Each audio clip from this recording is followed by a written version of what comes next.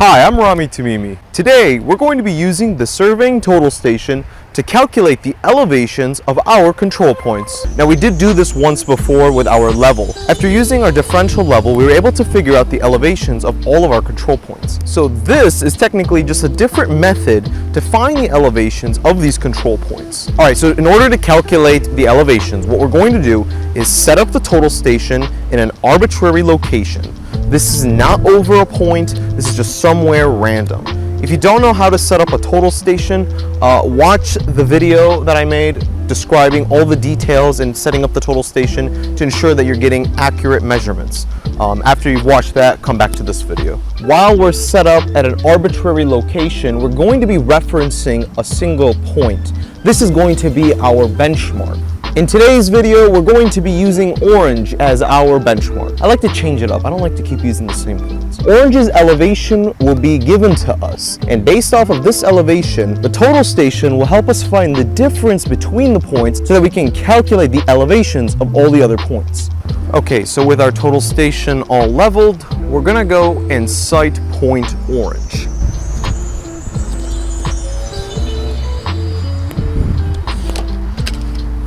Now, once we set up our prism, it's important that we set the rod height to something that is going to be consistent. I always like to set it to something that's going to be over my head.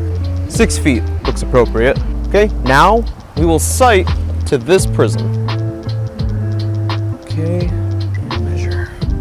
Okay, here's what we've got. Since we're only concerned with elevation, the only number we're going to read is this one, VD, or vertical distance. That's the change in distance in the vertical direction from this point to that backside. And it looks like it's a negative 0.550. Using this number, we're going to be able to calculate the height of our instrument. Remember, location doesn't matter because all we're concerned with is the change in elevation. All right, for the next part, all we have to do is pick up this rod and set it up on all the other points and take a foresight on every single point and record the change in vertical distance.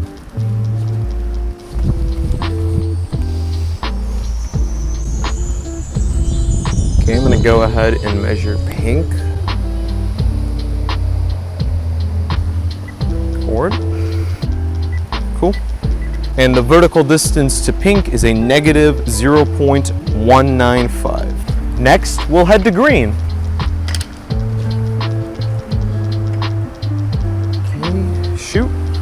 All right, here's what we got. Vertical distance of 0.340.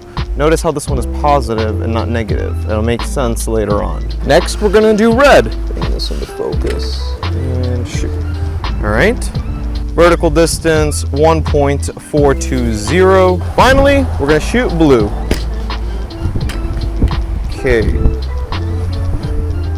And with blue, we get a vertical distance of 1.850. That's it. That's the field procedure of taking backsights and foresights to find the difference in vertical distance using a total station. Let's head into the office so we can calculate our elevations.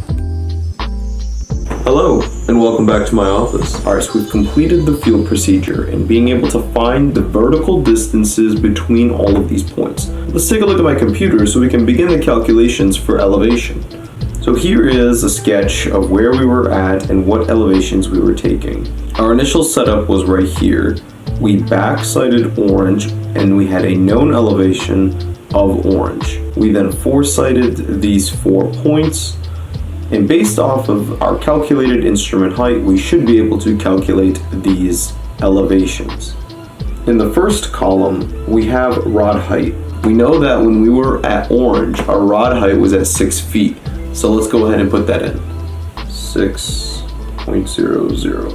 Now, to calculate the instrument height, the formula is the elevation of the previous point plus the rod height minus the backsight. Now don't be confused because in traditional differential leveling, the backsight is usually added to the elevation to get the instrument height. However, when you're using a total station, you're actually going to do the opposite. You're going to subtract the backsight after adding your rod height. So if we go ahead and pull out our calculator. So to get our HI, we're going to take the elevation, 602.662, plus our rod height, 6, minus our back sight, which is a negative 0.55. So it'll be minus a negative 0.55.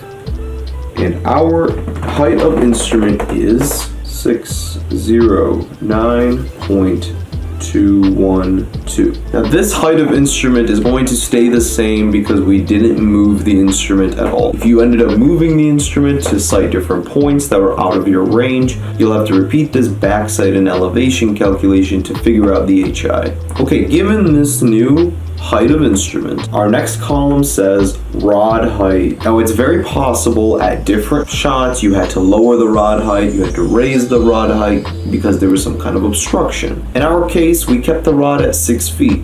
So for all of these, we're going to write 6.00. 6.00, 6.00, 6.00. Now, to calculate elevation, here's the formula. Elevation is equal to the HI minus the rod height plus the foresight. Again, this is opposite of what we did with differential leveling. Remember that. The elevation of pink, it will be HI of 609.212 minus 6 plus a negative 0.195. So we're going to be subtracting 0.195. And we get 603.017. Now for green, 609.212 minus 6 plus 0.34 is 603.552. Now for red, 609.212 minus 6 plus 1.420 is 604.632. And last, blue, 609.212 minus 6 plus 1.850 gives us 605.062. And that's it. That's all you've got to do to calculate the elevations. If you enjoyed today's video, be sure to give it a like. I would really appreciate it, and it really helps out the channel a lot. If you enjoy surveying content and want to learn more about the industry, be sure to subscribe to my YouTube channel. And with that, I will see you guys next time.